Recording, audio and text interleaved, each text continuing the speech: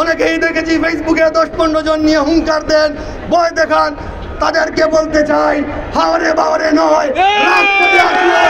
আমরা রাজপথে আছি, আমরা হাওরে বাওরে নয়, আমরা হাওরে বাওরে নয়, আমরা রাজপথে খেলতে ভালোবাসি।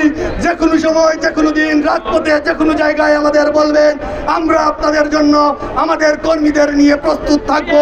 এগুলো প্রতিদিনের সকালের নাস্তা। আপনারা যে হুঙ্কারগুলা দেন, তা এটা বলতে চাই, অনেকেই দেখেছি 20 জন 30 জন নিয়ে আপনাদের মাধ্যমে কিংবা যার যার ফেসবুকের লাইভ থেকে অনেক হুঙ্কার দেন, এই করবেন সেই করবেন। আমি কিন্তু তাদের উদ্দেশ্যে একটি কথাই বললাম, হাওরে বাওরে নয়, আমরা রাজপথে আছি, সব সময় আছি। এবং আমরা যে রাজপথে আছি তার সবচেয়ে বড় প্রমাণ আপনারা, কারণ আপনাদের সাথে প্রতিদিনই আমাদের বিভিন্ন আন্দোলন সংগ্রাম, আনন্দ বেদনায় আপনাদের সঙ্গী আমরা, আমাদের সঙ্গী আপনারা। তাই এদেরকেই বলতে চাই যে হাওরে বাওরে বসে হুঙ্কার দিয়ে লাভ নাই, আসেন রাজপথে। আমাদের হুঙ্কার দিলে ডাক দিবেন, আপনাদের মাধ্যমেও তারিখ দিতে পারবে, আমরা রেডি আছি।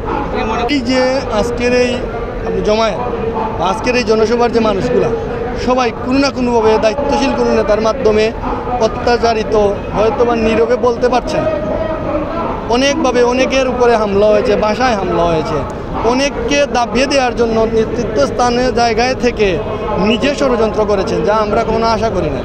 আমরা মনে করেছিলাম আপা তাদেরকে অনেক বড় জায়গায় দায়িত্ব দিয়েছেন, হয়তো বা সকলকে নিয়ে ওনারা চলবেন, কিন্তু ওনারা যে এত হিংসুক তা আমাদের জানা ছিল না।